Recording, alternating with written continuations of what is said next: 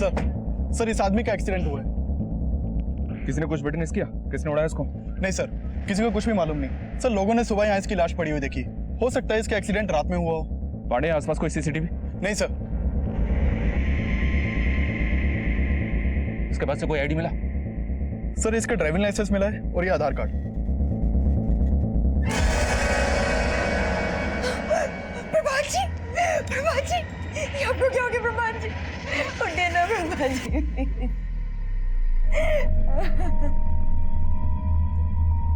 प्रभात रात को 11 बजे दुकान से निकला था। फिर देर रात फोन आया गायत्री का कि वो घर नहीं पहुंचा। हम ढूंढ ही रहे थे कि सुबह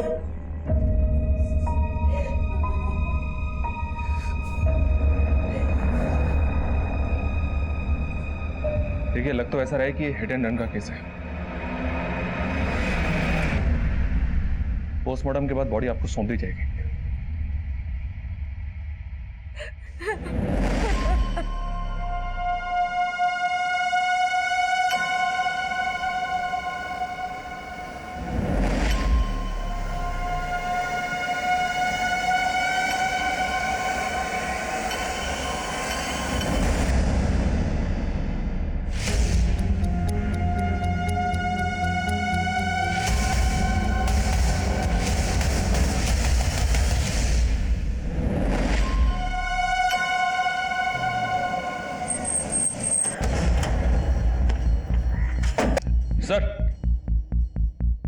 सर 16 मार्च को जो एक्सीडेंट का केस आया था, उसके विक्टिम प्रभात की पोस्टमार्टम रिपोर्ट आ गई। देखने से तो लग रहा था कि एक्सीडेंट होगा, पर रिपोर्ट के मुताबिक प्रभात का मर्डर हुआ था। मर्डर? जी हाँ सर। बॉडी पर प्राइमरी इंपैक्ट पीठ पर है। शायद किसी व्हीकल ने डायरेक्टली प्रभात को पीछे से टक्कर मारी। अगर किसी व्हीकल ने प्रभात की पीठ पर डायरेक्ट टक्कर मारी है, मतलब प्रभात पैदल चल रहा होगा। और cause of death head injury है। पहले प्रभात के सर पर किसी ब्लंट चीज से वार किया गया और फिर उसके सर को टायर से क्रश कर दिया गया और फिर बाइक को वहीं गिराकर क्राइम सीन क्रिएट किया गया। क्योंकि सर उसकी बाइक पर ऐसा कोई डेंट नहीं मिला जो ये साबित कर सके कि किसी गाड़ी ने उसकी बाइक को पीछे से टक्कर मारी। मतलब प्रभात का मर्डर हुआ है और उसे एक्सीडेंट देने की कोशिश की गई है। सर, जिस प्रभात नाम के आदमी की लाश हमें राजनगर में मिली थी, उसका बड़ा भाई आया।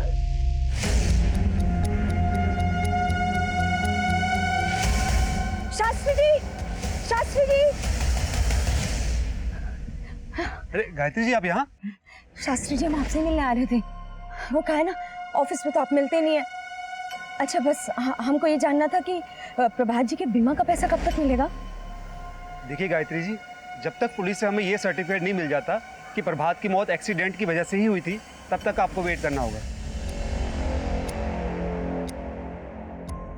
सर हमको समझ नहीं आ रहा है कि कैसे कहें। हमको बहुत अजीब सा लग रहा है सर। देखिए, आपको जो भी कहना है आप बेझिझक होकर कहिए।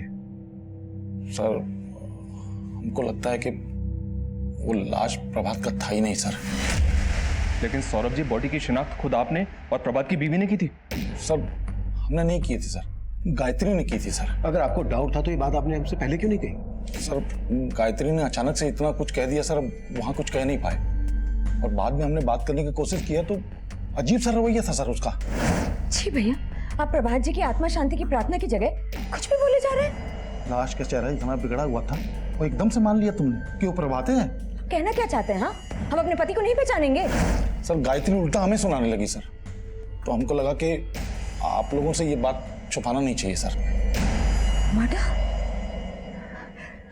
प्रभात जी का मर्डर हुआ है? मर्डर हुआ है, लेकिन आपके जेठ सौरभ का कहना है कि जिस लाश की आपने शिनाख्त की थी वो आपके पति प्रभात की नहीं थी।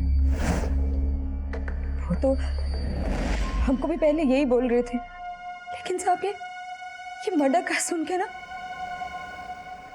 हमको हमारे जेठ जी पे शक हो रहा है। एक मिनट, आप कहना क्या चाह रहे हैं? साफ साफ बताएंगे। प्रभात जी को जरूर हमारे जेठ और उनके बेटे जितेंद्र ने मारा है।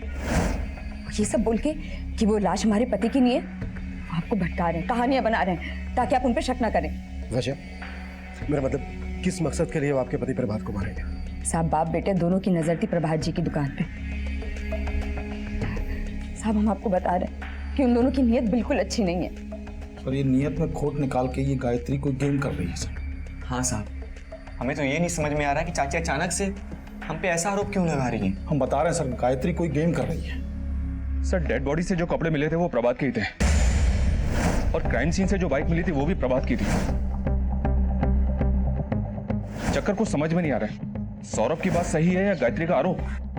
सिंह, सबसे पहले लाश का डीएनए मैच करवाओ प्रभात के बेटे कमल के साथ। प्रभात की फैमिली और बिजनेस दोनों से जुड़ी हर बात पता करो। हमें दोनों पॉसिबिलिटीज पर काम करना है। क्या प्रभात का वाकई में मर्डर हुआ है? और अगर प्रभात का वाकई में मर्डर हुआ है तो ये एक साजिश है। तो इस साजिश का मकसद क्या हो सकता है?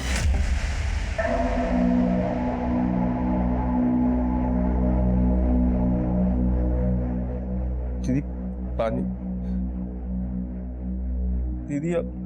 दीदी आप टूट जाओगी तो कैसे चलेगा? दीदी रो मत ना दीदी। दीदी सब ठीक हो जाएगा। दीदी आप रो मत। आप रो क्यों रहे हो? अरे कमल बेटा, मम्मी नहीं रो रही, वो मम्मी की ना आंख में कुछ चला गया था। तू ये बता, तू कानपुर चलेगा मामा के साथ? चलेगा ना?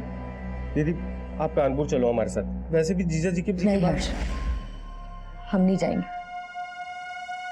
हमें अभी यहीं रहना होगा।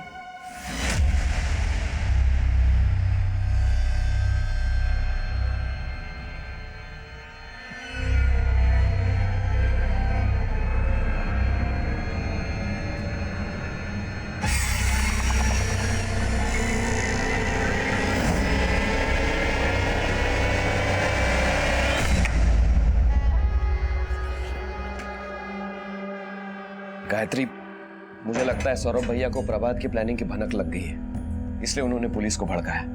हम भी बाप बेटे की सारी पुलपट्टी खोल दी है पुलिस के सामने। हाँ, पर मामला और बिगड़ जाए। तुम इससे पहले इंश्योरेंस के 35 लाख निकाल लो। कैसे निकालें? वो लोग तो वो पुलिस से सर्टिफिकेट? हाँ, सर्टिफिकेट का इंतजार कर रहे हैं, और इधर जेठ जी ने पुलिस को भड़का दिया है। इंश्योरेंस कंपनी में एक आदमी है हमारी पहचान का, कुछ ले दे के काम हो सकता है।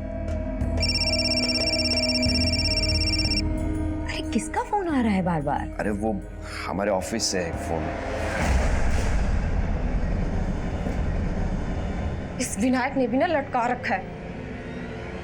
क्या कर रहा है कुछ समझ नहीं आ रहा। अरे काय बच्चों का जूता लगा रखे हुए यहाँ पे, निकालो ये सब। यहाँ पे सिर्फ आज के बाद फॉर्मल सूझ रहेगा, बता दे रहे हैं। लेकिन प्रभात साहब तो बोले थे कि नहीं। अरे प्रभात सर बस करो प्रभात सर। चच्चा को धंधा करने नहीं आता था, अब धंधा कैसे होता है पापा बताएंगे तुमको। अपने बाप का माल समझे हो क्या? चल क्या रहा है यहाँ पे? नहीं हमें और आप यहाँ कैसे बैठे हुए हैं? क्यों? अब तुम बैठोगी गल्ले पे क्या? नहीं, हम नहीं बैठेंगे। घनश्याम तुम बैठोगे। इधर आओ घनश्याम, आज से तुम गल्ले पे बैठोगे और रोज हमें हिसाब दोगे, समझे तुम? जी मैम।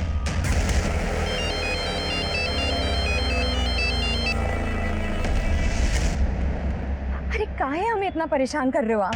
अरे परेशानी हमको हो रही है भाभी जी। पूरे 10 लाख रुपए लिए थे प्रभात ने। और एक बात बताइए, वो बीमा वाला पैसा नहीं मिला आपको अभी तक? नहीं मिला है। अगर मिल चुका होता तो हम आपको पैसे लौटा देते ना। लौटाना तो आपको पड़ेगा ही भाभी जी। वो बीमा वाले के पीछे पड़िए और पैसा निकलवाइए। सर प्रभात की बीवी गायत्री, भाई और भतीजे के कॉल रिकॉर्ड्स में तो शक करने जैसा कुछ नहीं मिला, पर मैं प्रभात के सीए से मिला जो पिछले कई सालों से प्रभात की शू शॉप के अकाउंट्स देख रहा है। उसका कहना है कि कुछ महीनों से प्रभात की दुकान घाटे में चल रही थी। प्रभात ने कई लोगों से कर्जा भी ले रखा था। एक बात और सर, प्रभात ने सिर्फ 3 महीने पहले 35 लाख की एक टर्म इंश्योरेंस पॉलिसी ली थी। तो तुम्हें क्या लग रहा है, ये साजिश इंश्योरेंस पॉलिसी के 35 लाख रुपए निकालने के लिए रची गई थी? पक्का तो नहीं कर सकते सर, हो भी सकता है। इंश्योरेंस पॉलिसी के पैसे लेने के लिए कोई अपना मर्डर प्लान करे, ऐसे एंगल्स कई केसेस में देखने को मिलते हैं। इस केस में भी यही एंगल था। प्रभात ने वाकई में अपनी डेथ प्लान की थी। अरे तो हम थोड़ा ना मरेंगे, अरे वो जो हमारे साथ आएगा ना वो मरेगा। लेकिन पोस्टमार्टम से यह साफ हो गया था कि एक्सीडेंट नहीं बल्कि मर्डर था। और यह मर्डर किसका हुआ था, ये खुलासा वाकई में हैरान कर देने वाला था। Sir DNA report. इस डीएनए रिपोर्ट के मुताबिक उस लाश का डीएनए प्रभात के बेटे कमल के डीएनए से मैच हो गया। मतलब प्रभात की बीवी गायत्री सही बोल रही थी, ये लाश प्रभात की ही थी। मम्मी अब ठीक लग रहा है? अभी कुछ ठीक नहीं है, लेकिन धीरे धीरे सब ठीक हो जाएगा। अच्छा मम्मी पापा कब आए? पापा घर पे नहीं आएंगे, जब हम बाहर घूमने जाएंगे ना तब वो हमको वहां मिलेंगे, समझे?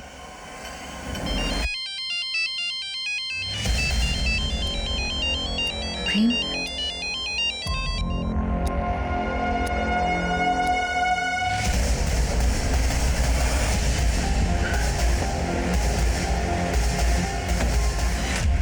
गायत्री जी माफी चाहूंगा, हमने आप पर शक किया। दरअसल आप बिल्कुल सही कह रही थी, वो लाश आपके पति प्रभात की ही थी। आपने अपने जेठ सौरभ और उसके बेटे जितेंद्र पर शक जताया था। अब हम इसी दिशा में काम कर रहे हैं।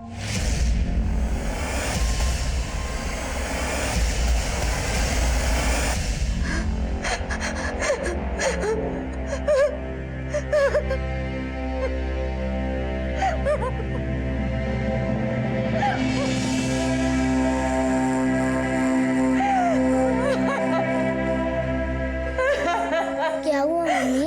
आप रो क्यों रही हैं? अब कोई भी नहीं है यहाँ।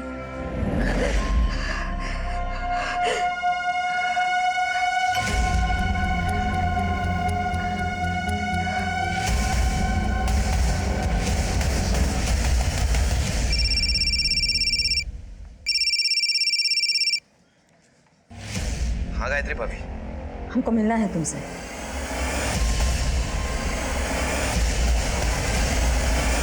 सिंह, अब हमारा फोकस क्लियर है। यह केस प्रभात की हत्या का ही है।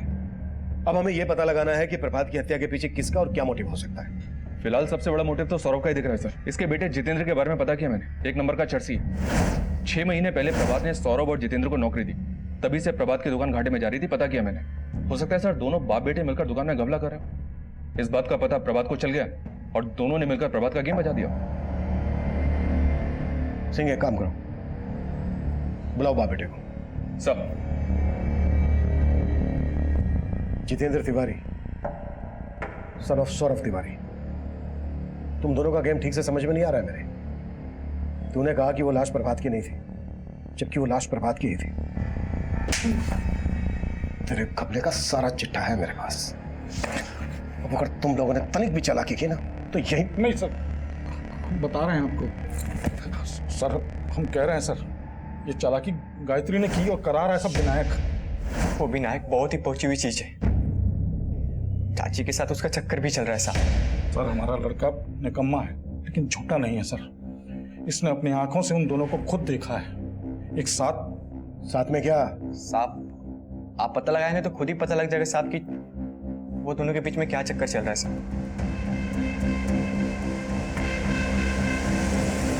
विनायक, अब सर से पानी ऊपर जा चुका है। अगर मुझे पता चला ना कि तुम मेरे साथ कोई गेम कर रहे हो तो तुम्हारे लिए बिल्कुल अच्छा नहीं होगा। क्या अच्छा नहीं होगा? उससे ऐसे दोबारा बात की ना तो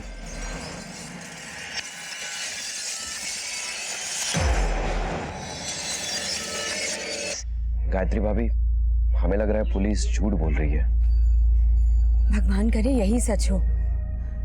पर प्रभात जी हमसे बात क्यों नहीं कर रहे हैं? भाभी, उसने कहा था ना कि वो कुछ दिन गायब रहेगा, इसीलिए शायद।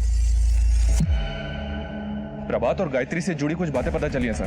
प्रभात की मौत के बाद से ही ये गायत्री इंश्योरेंस कंपनी के लगातार चक्कर लगा रही थी। लेकिन जैसे इंश्योरेंस कंपनी को पता चला कि प्रभात का एक्सीडेंट नहीं उसका मर्डर हुआ था, इंश्योरेंस कंपनी ने गायत्री के क्लेम को होल्ड पर रख दिया। एक और बात पता चले सर, ये विनायक इंश्योरेंस कंपनी के किसी अंदर के आदमी को जानता है, जिसको इसने शायद रिश्वत भी ऑफर की थी। इंश्योरेंस कंपनी में एक आदमी है हमारी पहचान का, कुछ ले दे के काम हो सकता है। साले गल्ले पे बैठा है साला वो। चाची चाहे जो बोले, पर ये दुकान ना मेरा, हमारा पप्पा का है। पगला गए हो क्या तुम? पगला गए हो? क्या पकड़े हो? बकवास कर रहा है। तुम लोग उसका बात को दिल पे मत लेना, फालतू का बकता ही। आप लोग बैठे हो, दिखाओ सामान। चल चल दिखाओ वहां पे। क्या कर रहे हो भाई? ज्यादा चढ़ा दिए हो क्या? दिमाग को सही रखो, अपना पैर पे कुल्हाड़ी मत मारो। तो जानते नहीं पुलिस हमारा पीछा कर रही है। चलो चलो हमारे साथ चलो। जीवन, प्रभात साहब गलती की इन दोनों को यहाँ लाके। हमको तो लगता है मिलकर अपने पति को ऊपर पहुंचा दिया। अब ये सब बोलकर साबित क्या करना चाहते हैं हमें? वही जो आपने समझा। आपके और विनायक के बीच। देखिए, आप एक पतिव्रता पे शक करके ठीक नहीं कर रहे हैं। सर, प्रभात मेरा बहुत अच्छा दोस्त था, इसीलिए मैं गायत्री भाभी को मिलता रहता हूँ, और उनको यहाँ संभालने वाला भी कोई नहीं है। और गायत्री को संभालते संभालते ही तूने प्रभात मजाक बना के रख दिया आपने प्रभात जी की मौत का। पहले बोले कि बॉडी उनकी नहीं है, फिर आके बोले कि बॉडी उन्हीं की है, और अब आप सोच रहे हैं कि हम खुद ही मार दिए अपने पति को। अगर नहीं तो प्रभात की मौत के तुरंत बाद इंश्योरेंस पॉलिसी के पैसे लेने की इतनी जल्दी क्या थी आपको? अगर पॉलिसी के पैसे जल्दी मिल गए होते ना, तो आप और विनायक कभी के रफू चक्कर हो गए होते। आप कुछ भी सोच रहे हैं सर। ए विनायक, चुप बिल्कुल। इंश्योरेंस का पैसा लेने के लिए जो हथकंडे तू अपना रहा है ना, वो सब पता है मैं। कैसे हथकंडे सर? मैं तो बस चाहता था कि गायत्री भाभी को इंश्योरेंस के पैसे जल्द से जल्द मिल जाए। आपको उसकी फाइनेंशियल हालत का अंदाजा भी है? अंदाजा है हमें, और सब समझ भी रहे हैं। सब गलत समझ रहे हैं साहब, आप सब गलत समझ रहे हैं। एक तरफ आप पीछे पड़े और दूसरी तरफ वो प्रेम हमारे पीछे पड़ा रहता है। प्रेम? ये प्रेम कौन है? जी वो प्रभात जी ने 10 लाख रुपए ब्याज पर लिए थे प्रेम से। उनकी मौत के बाद उस प्रेम ने जीना आराम कर दिया हमारा। लौटाना तो आपको पड़ेगा ही भाभी जी। वो बीमा वाले के पीछे पड़िए और पैसा निकलवाइए। इस प्रेम को पहले से पता था कि प्रभात ने 35 लाख रुपए का बीमा लेकर रखा था अपना। अब साहब वो बोल रहा है तो उसे पता ही होगा। शायद प्रभात जी ने बताया है उसे। हाँ तो क्या हुआ पैसों करे? हैं? पकड़ो इसे। एक मिनट जबरदस्ती उठवा लाया आप हमको यहाँ पे। अरे सर, ये तरीका है क्या? सीधा मुद्दे पे आ, मुद्दे पे। सर, माना कि प्रभात पैसे देने की स्थिति में नहीं था, लेकिन हमने कभी उसको धमकी नहीं दी सर। सीधा मार दिया। लेनदार को मार के हम अपना पैसा डुबवाएंगे सर। तुझे पहले से पता था ना कि प्रभात की 35 लाख रुपए की इंश्योरेंस पॉलिसी थी। उसके मरने के बाद वो 35 लाख रुपए उसकी बीवी को मिलते। तो उन्हीं पैसों में से तू अपने 10 लाख रुपए वसूल करने की सोच रहा है उसकी बीवी से। ऐसा कुछ नहीं है सर, बल्कि उनकी पत्नी को तो हमने डेडलाइन दिया था 3 महीने का। इसी तरह की डेडलाइन तूने 15 मार्च तक की प्रभात को दी थी, और 15 मार्च तक जब वो अपने पैसे नहीं चुका पाया तो 16 मार्च को तूने उसका मर्डर कर दिया। सर, आप हम पे खामोखा शक कर रहे हैं। उस दिन हम घर पे थे, मैच देख रहे थे। हमारा कॉल रिकॉर्ड निकल लिया, चेक करिए सर। तो मुझे मेरा काम मत सिखा, और शक तो हम तुझ पे करेंगे। और अगर कुछ भी मिला ना तेरे खिलाफ तो उसका तुझे ब्याज चुकाना पड़ेगा। और अगर हमें बिना इन्फॉर्म किए शहर से बाहर गया तो तेरा असल सूद सब बराबर कर देंगे। चल निकल, निकल, चल। इसको जाने क्यों दिया सर? अपने तरीके से पूछताछ करते 2 मिनट में सब उगल देता। नहीं सिंह, इसे क्या बोलना है पहले से तैयारी करके आया है। प्रभात की मर्डर वाली रात की इसकी सारी एक्टिविटीज चेक करो, नजर रखो इस पर। साहब जी, साहब जी, साहब जी, साहब जी, साहब जी, साहब जी।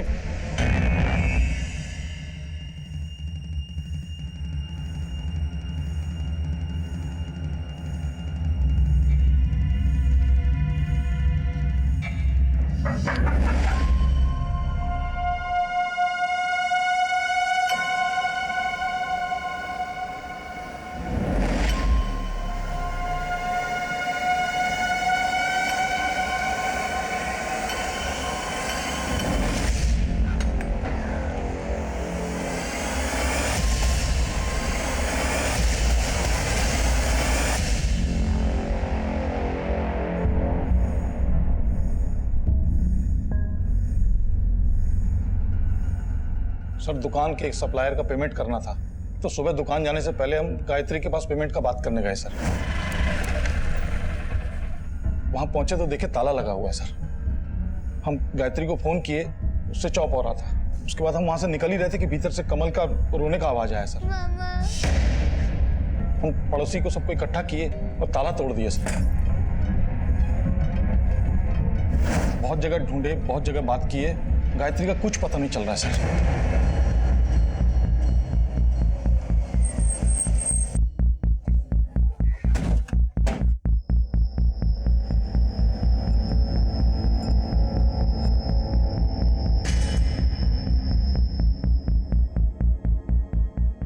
कमल बेटा, एक बात बताओ, रात को मम्मी से कोई मिलने आया था? आपने कुछ देखा, कुछ सुना? मम्मी ने हमें रात को ही सुला दिया था और जब हम सुबह उठे तो मम्मी नहीं मिलती। मम्मी कहाँ है? सर अंदर रूम में ये कुछ डॉक्यूमेंट्स मिले हैं सर। ये तो प्रभात के इंश्योरेंस के पेपर है। सर घर में कुछ भी सस्पिशियस नहीं मिला है, लेकिन सर गायत्री इस तरह से अपने बेटे को घर में बंद करके कहीं गायब हो जाएगी, चक्कर समझ में नहीं आ रहा है। सिंह, ये विनायक और गायत्री की चाल भी हो सकती है। शायद गायत्री अपने बेटे कमल को घर पर छोड़कर इसलिए गायब हुई होगी ताकि हमें लगे कि गायत्री खुद से गायब नहीं हुई है, बल्कि किसी ने उसे गायब किया है। सिंह, पड़ोसी से पूछताछ कर।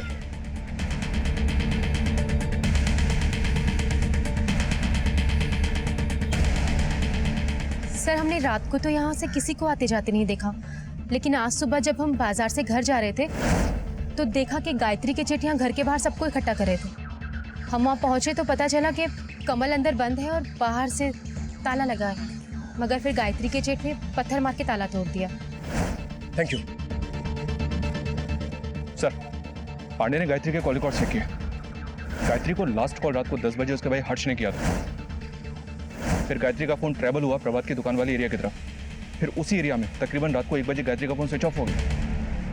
रात के 1 बजे गायत्री अपनी मर्जी से तो उस एरिया में जाएगी नहीं। सिंह, उस एरिया का डंप डेटा स्टडी करो, देखो उसमें कोई सस्पिशियस नंबर मिलता है क्या। और कल रात गायत्री के भाई हर्ष ने गायत्री को फोन किया था, बुलाओ उसको। तब तक सौरभ से बात करते हैं। सर आप हम पे शक कर रहे हैं, हम आपकी मदद कर रहे हैं सर। हम बच्चे को लेके आपके पास आए और आप बताइए सर, रात को 1 बजे हम दुकान पे क्या करेंगे? हम टाइम से सो जाते हैं, चाहे तो पता कर लीजिए आप। हमें क्या क्या पता करना है और क्या क्या नहीं करना है वो हम पता कर लेंगे। फिलहाल हमें ये पता है कि गायत्री का फोन दुकान वाले एरिया में रात के 1 बजे तक एक्टिव था। तुम उसी दुकान पे काम करते हो ना? हाँ सर काम करते हैं, लेकिन 24 घंटे वहां थोड़ी रहते हैं सर। वो जीवन और घनश्याम रात को वहीं सोते हैं सर। अगर गायत्री रात को 1 बजे गई होगी तो उनसे जरूर मिली होगी सर, पता करिए सर आप। सर ये सौरभ अपना बैकअप प्लान तैयार रखता है, लेकिन ये भी तो हो सकता है कि इस बार ये सच बोल रहा हो।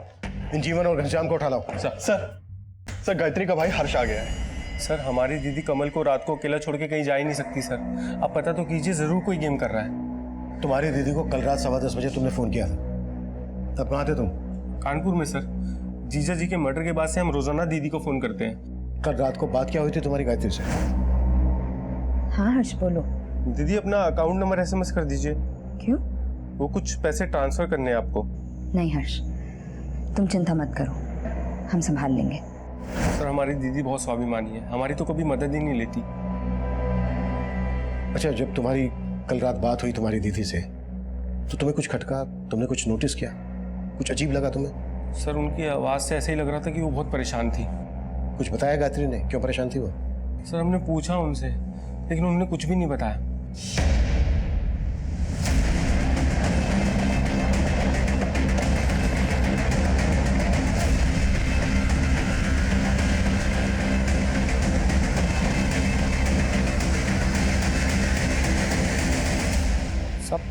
दुकान तो रात को 11 बजे बंद हो जाती है, इतने रात को गायत्री भाभी वहां क्यों आएंगी?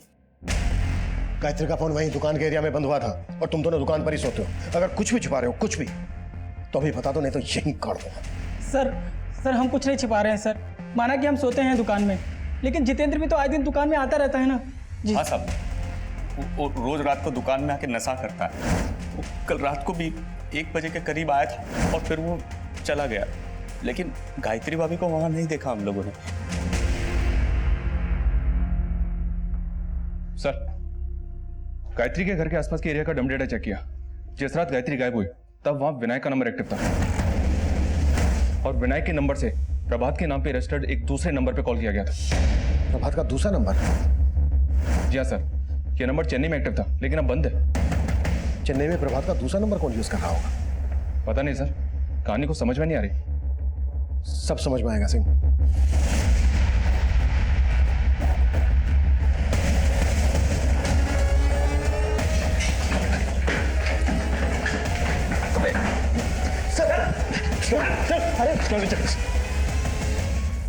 अरे विनायक बाबू, क्या प्लानिंग की है आपने और गायत्री ने? Sir planning? हमने ऐसी कोई प्लानिंग नहीं की थी सर। देखिए सर, मैं मानता हूं कि मैं उस रात गायत्री भाभी को मिलने गया था, लेकिन लेकिन गायत्री भाभी कहाँ गायब हो गई? गायब हो गई या छिपा के रखा है उसे कहीं? भागकर वहीं जा रहा था ना उसके पास, चेन्नई। चेन्नई? चेन्नई? हाँ चेन्नई। वहां प्रभात का दूसरा नंबर एक्टिव था। नहीं सर, मुझे सच में इसके बारे में कुछ नहीं पता। ऊपर देख, देख देख ऊपर देख। सर बता रहा हूँ सर। इतनी जल्दी क्या है? अब बोल। सर प्रभात का ये नंबर अंजलि यूज करती थी। कौन अंजलि? अंजलि उसकी गर्लफ्रेंड थी। प्रभात की गर्लफ्रेंड? जी सर, प्रभात और अंजलि का अफेयर चल रहा था। वो प्रभात की कस्टमर थी और दोनों में प्यार हो गया था। प्रभात और अंजलि हमेशा मेरे घर में ही मिला करते थे। सर प्रभात में और गायत्री भाभी में पहले हमेशा अनबन हुआ करती थी। अंजलि को पाने के लिए उसने फिर से गायत्री भाभी से रिश्ता सुधारना शुरू कर दिया और इसीलिए उसने अपना फेक डेथ प्लान कर दिया। Fake death? मेरी जगह कोई और मरेगा और इंश्योरेंस के पैसे पाने के लिए मुझे गायत्री को अपने फेवर में करना पड़ेगा। अंजलि तुझे इतनी पसंद है तो तू गायत्री भाभी से डिवोर्स ले ले। अरे तेरा दिमाग खराब है? सर से लेकर पैर तक मैं कर्जे पे डूबा पड़ा हूँ यार। मैंने सब सोच लिया है। मेरी फेक डेथ के बाद तुझे गायत्री को इंश्योरेंस के पैसे दिलवाने में मदद करनी पड़ेगी। सर वो अंजलि के प्यार में इतना पागल हो गया था कि दूसरे की लाश को अपनी लाश साबित करने का प्लान कर चुका था वो। दूसरा कौन? सर इसके अलावा मुझे कुछ नहीं मालूम सर। सर हाँ, लेकिन उसने किसी को तो टारगेट किया था जिसका वो शायद मर्डर करने वाला था। लेकिन जब पता चला कि प्रभात का ही मर्डर हो गया तो कुछ समझ में नहीं आया। वहाँ चेन्नई में अंजलि प्रभात का इंतजार कर रही थी। विनायक, मैं तुम्हें कब से कॉल कर रही हूँ, तुम मेरा फोन क्यों नहीं पिक कर रहे हो? और इधर मैं गायत्री भाभी को इंश्योरेंस के पैसे दिलवाने में मदद कर रहा था। इंश्योरेंस कंपनी में एक आदमी है हमारी पहचान का, कुछ ले दे के काम हो सकता है। कल रात गायत्री से मिलने क्यों गया था उसके घर? वो तो गायत्री भाभी ने खुद फोन करके बुलाया था। सर गायत्री भाभी रोजाना प्रभात के बारे में पूछती थी। उस रात भी उन्होंने प्रभात के बारे में ही पूछने के लिए बुलाया था। तुम बोल रहे थे कि पुलिस झूठ बोल रही है कि प्रभात जी का मर्डर हुआ है। तो अगर प्रभात जी का मर्डर नहीं हुआ है तो प्रभात जी का? भाभी हमें नहीं पता। नहीं पता मतलब? हाँ? हमें तो लग रहा है कि पुलिस जो कह रही है शायद वही सच हो। उसके लिए आंसू बहाने की जरूरत नहीं है। वो आपको धोखा दे रहा था। हाँ, उसका दूसरी लड़की के साथ चक्कर चल रहा था। कौन लड़की? सर उस रात गायत्री भाभी ने अंजलि के बारे में पूछा और हमें जबरदस्ती अंजलि को फोन करवाया। सर गायत्री भाभी की आवाज सुनते ही अंजलि ने फोन कट कर दिया। उसके बाद मैं वहां से चला गया। मुझे नहीं पता सर उसके बाद क्या हुआ और गायत्री भाभी कहाँ है और प्रभात को किसने मारा। अंजलि का कोई फोटो है तेरे पास? हाँ sir, social media messenger DP में उसका फोटो है सर। किसने किया ये खुलासा चौंकाने वाला था, लेकिन इस केस की सबसे बड़ी विक्टिम गायत्री थी जो अपने पति प्रभात के धोखे का शिकार हुई थी। गायत्री और प्रभात की आप बीती की गाज उनके बेटे कमल पर गिरी जो अब अनाथ हो चुका है। प्रभात के बाद गायत्री का मर्डर किसने किया होगा ये तब हमारे लिए पहेली बना हुआ था, जिसका जवाब हम अंजलि की तलाश में ढूंढ रहे थे। और अंजलि का गायब होने का खुलासा भी कोई कम चौंकाने वाला नहीं था। सर विनायक ने कहा था कि अंजलि इंद्रपुरम में रहती थी। इंद्रपुरम पुलिस से कांटेक्ट किया तो उन्होंने बताया है कि वहां एक लड़की की मिसिंग कंप्लेंट फाइल हुई थी। रिपोर्ट में लड़की का चेहरा तो अंजलि से मिलता था पर कंप्लेंट किसी सोनाली शर्मा के नाम से फाइल हुई थी और ये कंप्लेंट करने वाला कोई और नहीं, अंजलि उर्फ सोनाली का फादर ही है। मैंने बात की उनसे। सर ये अंजलि नहीं है, मेरी बेटी सोनाली है और मैं किसी प्रभात को नहीं जानता सर। सोनाली करती क्या है? एस्पायरिंग मॉडल है सर और हमें ये बात पसंद नहीं है। ये सोनाली गायब कब से? 9 मार्च से। प्रभात का मर्डर होता है 16 मार्च को और ये लड़की अंजलि उर्फ सोनाली 9 मार्च को गायब होती है। और विनायक जिस नंबर पर इस सोनाली को फोन करता है वो नंबर गायत्री के मर्डर वाली रात तक चेन्नई में एक्टिव था। आई एम श्योर कि विनायक कोई गेम खेल रहा है। लेकिन सर इस विनायक ने जितना बोला है उसके आगे कुछ उगल नहीं रहा है। इसका तो ये भी कहना है कि वो ये तक नहीं जानता कि अंजलि का असली नाम सोनाली है। इस सोनाली का कैसे भी करके पता लगा रहा होगा सिंह, यही हमें इस केस की जड़ तक लेकर जाएगी। आजा, देखो तुम्हारे लिए क्या लाए हैं। टॉफी ले ले ले, पकड़ो। क्यों डरा रहे हो? अब इसे भी मारने का इरादा है क्या? इरादा तुम्हारा है आंटी, पापा ने तुम पे नजर रखने के लिए बोला है, कहीं चाचा चाची की तरह कमल को भी मार डाला तो? क्या सबको अपनी जैसा समझते हो? चलो निकलो यहाँ से, वरना अभी पुलिस को फोन कर दूंगी। सर, पोस्टमार्टम रिपोर्ट के मुताबिक गायत्री की मौत गला दबा के हुई। उस रात तकरीबन 12 बजे के आसपास। गायत्री का मर्डर होता है रात के 12 बजे और गायत्री का फोन प्रभात की दुकान वाले एरिया में बंद होता है रात के 1 बजे। मतलब साफ है सिंह, गायत्री के मर्डर के बाद उसका फोन पर्पसली उस एरिया में ले जाया गया। सर चेन्नई पुलिस ने सोनाली का पता लगा लिया है और उसे अरेस्ट भी कर लिया है। कल सुबह तक वो हमारी कस्टडी में होगी। गुड। सर ना मैंने प्रभात को मारा है और ना ही गायत्री को। सर मैंने कुछ नहीं किया। कुछ नहीं किया? नाम बदलकर एक शादीशुदा आदमी को अपने प्यार के जाल में फंसाया और उसे इतना बरगलाया कि वो अपनी सीधी सादी बीवी को छोड़कर तुम्हारे साथ भागने के लिए तैयार हो गया। बोलती है कुछ नहीं किया। और क्या क्या किया है? खुद बोलोगी या बुलवाएं तुमसे? मीरा। एक मिनट सर मैं बताती हूँ। सर ये सब मैंने अपनी मर्जी से नहीं किया। मुझे हर्ष ने बोला था उसके जीजा जी को फंसाने के लिए।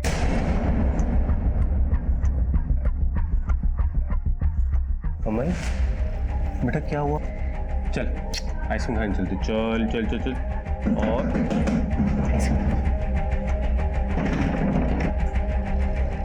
सर हमारा और सोनाली का अफेयर बहुत पहले से था। हमने इस सोनाली को बताया था कि हमारे जीजा जी गाजियाबाद में रहते हैं। और सर प्रभात के शॉप में अक्सर जाया करती थी। प्रभात जिस तरह मेरे साथ पेश आता था मुझे लग रहा था कि वो मेरे साथ फ्लर्ट कर रहा है। और जब मुझे पता चला कि प्रभात हर्ष की जीजा है तो वो प्लान हर्ष ने ही बनाया था। कैसा प्लान? कैसा प्लान? हमें लगता था कि हमारे जीजा के पास बहुत पैसा है, हमें पैसे की जरूरत थी सर। और सोनाली को भी हमारे कहने पे सोनाली ने हमारे जीजा से अफेयर शुरू कर दिया। वाकई में आपका कलेक्शन बहुत अच्छा है। Thank you very much. You welcome. आते रहिएगा। या श्योर।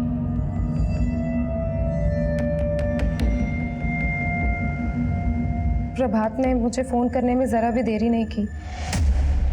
तो प्रभात के घाटे और कर्ज लेने की वजह यह थी कि वो तुम पे पैसे उड़ा रहा था। हाँ सर, लेकिन प्रभात के फेक एक्सीडेंट का प्लान प्रभात ने खुद बनाया था। हमने उसका मर्डर नहीं किया। मैं तो तब चेन्नई में थी। लेकिन हर्ष यही था। जिस रात गायत्री का मर्डर हुआ उस रात तो कानपुर से यहाँ गाजियाबाद आया था। सब पता लगा लिया हमने। अब तो खुद बोलेगा या फिर? सर मानते हैं सर कि हमने अपनी दीदी को मारा सर, लेकिन अपने जीजा को हमने नहीं मारा सर। विनायक ने हमारी दीदी को सोनाली के बारे में सब कुछ बता दिया था। उस रात दीदी ने हमें फोन किया और सोनाली के बारे में बात करने लगी। तुम्हारे जीजा जी का कहीं चक्कर चल रहा था, वो हमको धोखा दे रहे थे। क्या बोल रही हो दीदी? ऐसा कुछ नहीं, आप बेवजह परेशान हो रही है। ऐसा ही है हर्ष। हमें विनायक ने बताया सब कुछ। कोई लड़की है अंजलि नाम की, चेन्नई में रहती है। हमें लगता है कि ये सब ना उसने ही किया। तुम्हें पता है हमने ना विनायक से उसका नंबर ले लिया।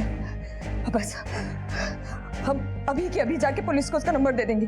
दीदी वो आप वो अंजलि की बात कर रही हो क्या? वो जो चेन्नई में रहती है? हाँ उसको तो हम जानते हैं दीदी। उसको तो आज हमने सुबह हाईवे पे देखा। दीदी आप एक काम करिए, आप हाईवे पे आ जाइए। हमने उसका घर देखा हुआ है। दीदी हमारी बातों में आ गई।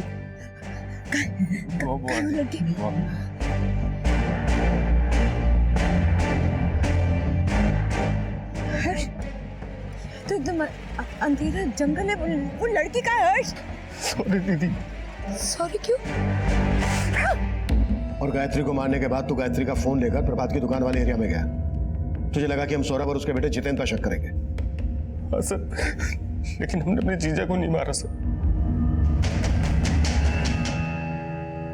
सर हमारा प्लान तो ये था कि जब हमारा जीजा हमारी गायत्री दीदी से इंश्योरेंस का पैसा लेकर उनको डिच करेगा तो हम अपने जीजा को डिच करके भाग जाएंगे सर। और तेरा जीजा प्रभात किसी और को डिच करके उसे मारना चाहता था। कौन था वो आदमी? सर प्रभात रोजाना एक मंदिर जाते थे। वहां पर एक बंसी नाम का भिखारी है। भगवान आपकी हर इच्छा पूरी करेगा साहब। प्रभात अपने फेक एक्सीडेंट के लिए उसे बलि का बकरा बनाना चाहता था और मुझे लगता है सर ये उसी ने किया है। प्लान के मुताबिक जब प्रभात चेन्नई नहीं आया तो मैंने हर्ष को कहा उसका पता करने के लिए। सब पहले तो बंसी गायब था, लेकिन फिर जब हमको मिला तो बिल्कुल नए कपड़े डाला हुआ था सर। सच का पता करने के लिए हमारे से हाथापाई तक हुई, लेकिन वो भाग गया।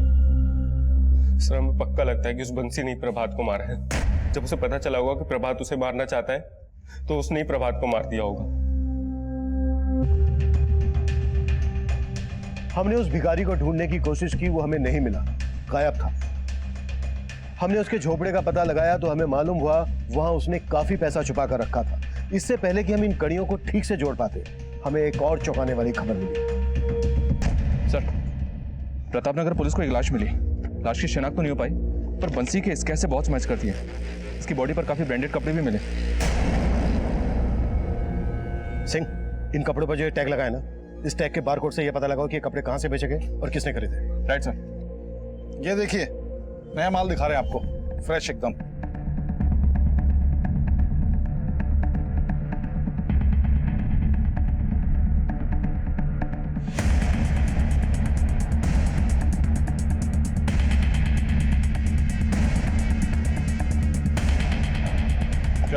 अरे सर मुझे कहाँ ले जा रहे, मैंने क्या किया सर? बंसी के लिए कपड़े तूने ही खरीदे थे ना? बंसी? तुम सर, लेकिन सर आप लोग क्या कर रहे हैं, हमें कुछ समझ में नहीं आ रहा है। सीसीटीवी में बंसी के लिए कपड़े खरीदता हुआ दिखा है तो? सर कौन से कपड़े सर, हमने नहीं खरीदे। ऊपर दे।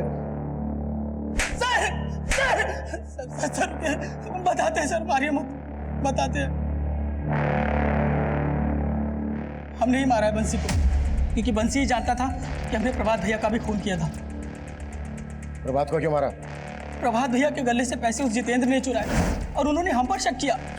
लेकिन भैया हमने चोरी नहीं की भैया। साला जिस थाली में खाना खाता उसे तो भैया हमने नहीं चोरी की। भैया आप पीछे मत आओ, तू निकल यहाँ से।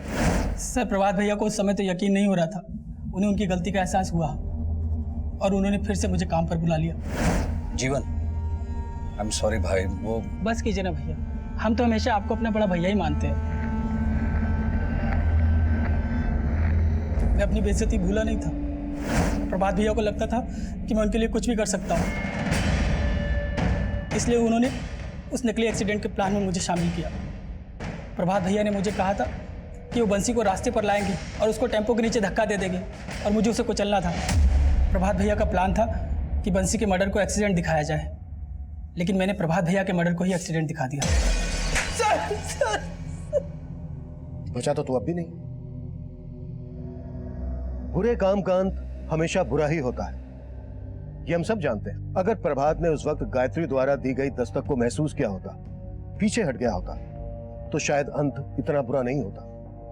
दस्तक गायत्री को भी मिली थी, उसके पति का उसके साथ बर्ताव अच्छा नहीं था। अचानक से उसके पति का बर्ताव उसके साथ अच्छा हो जाना, इंश्योरेंस पॉलिसी के पैसे लेने के लिए षड्यंत्र रचना। लेकिन गायत्री इस दस्तक को महसूस नहीं कर पाई और गायत्री के साथ साथ इसका खामियाजा उसके बेटे कमल को भी उठाना पड़ा। कमल हमेशा के लिए अनाथ हो गया। अब मैं सीनियर इंस्पेक्टर अभिमन्यु जिंदल आपसे विदा लेता हूं। आपसे फिर मुलाकात होगी एक